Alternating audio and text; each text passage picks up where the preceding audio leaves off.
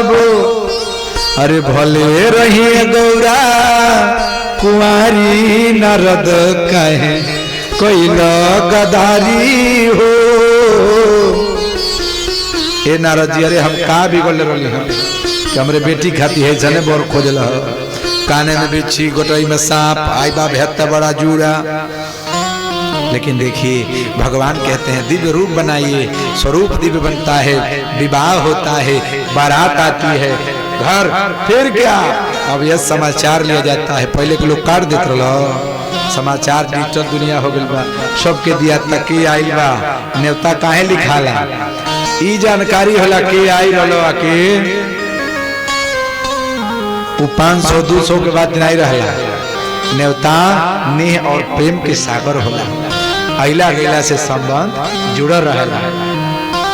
आज देखिए तरकुल से आने के बाद हिसाब होगा, भगवान बुलाए कहे भाई बारात तो चलना चाहिए, हमने सुना आपको अभिमान हो गया, जाओ हे तार तुम्हें जिस शरीर पर अभिमान है हम श्राप देते हैं कि आज से तेरे शरीर से मवाज बहेगा और सारी दुनिया तुझे काट के फेंक देगी। तुरंत ताड़ आज के बाद तुम्हारे छाये में कोई नहीं बचेगा। ताड़ भगवान के चरणों को पकड़ लिया, कहा प्रभु अब हम अस्तित्व हमारा अस्तित्व समाप्त हो जाएगा, हमें बचाइए, ऐसा अपराध पुनः नहीं होगा। भगवान भोलेनाथ है, अनाथों के नाथ है। कहे ठीक है चलो लेकिन जाओ श्राप मिथ्या नहीं होगा, आज के बाद तुम्हारे शरीर से मवाज तो बहेगा। या एक चीज की छूट दे देते हैं, तुम्हारी छाया तुम्हारे पास नहीं रहेगी, कोसों दूर रहेगी। आज भी तरकुल के वृक्ष के पास जाइएगा ना तो कोसों दूर उसकी छाया होती है, पास में नहीं होती है। लेकिन एक छूट दी जाती है, लोग काट के नहीं फेंकेंगे। जाओ बोले प्रभु कोई परिहार, तो जाओ कलिकाल में यही ताड़ी के नाम से प्रसिद्ध होगा। वह लोग चाव से पिए अरे कुछ बीतल कुछ जाता कुछ जाए वाला बा, तोहरा जिंदगी के दिन ओराए वाला बा। इसी भजन करे चाहिए तो वह ताड़ी हो, बुझनी ना, नहीं पिए के चाहिए। यह शिव पुराण की कथा है। बोलिए भक्तवत्सल भगवान की। कभी भी अभिमान में किया हुआ उदंडता उसका परिहार करना ही पड़ता है। जब तक आप क्षमा नहीं मांगेंगे तब तक आप बचने वाले नहीं हैं।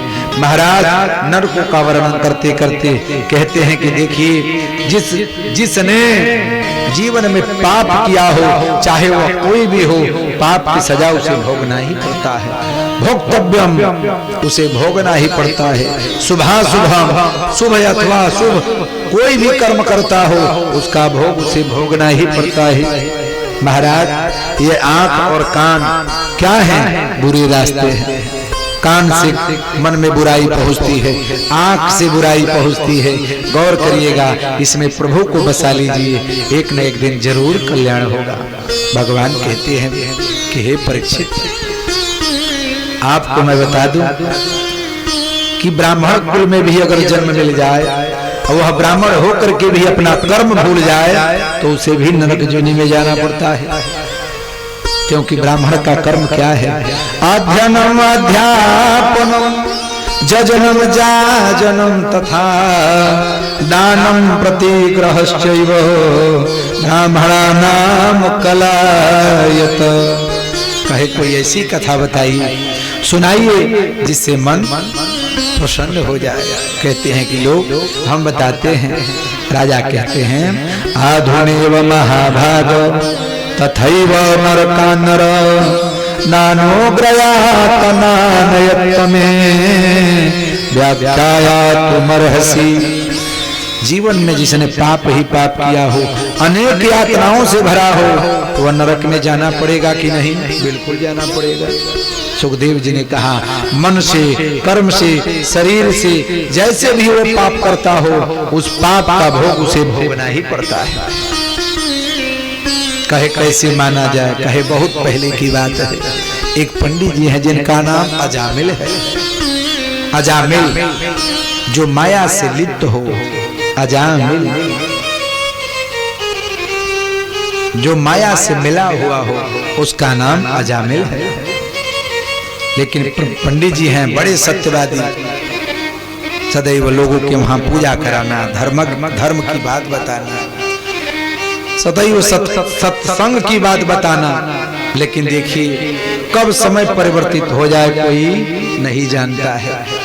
एक दिन पंडित जी संयोग बस रास्ते में से आ रहे थे, देखे कि एक गणिका है, एक वेश्या जो दिन भर इंतजार करती है पर पुरुष की कि आए तो हमारे घर की जीविका चले। इतनी सुंदर थी, दूसरा कोई उसके पास रास्ता नहीं था। गणिका को देखे तो कहे कि देखो इतनी सुंदर होकर के यह वृत्ति ऐसी है, क्यों ना मैं अपने घर ले चलूं, इसको भगवत मार्गी बनाऊं।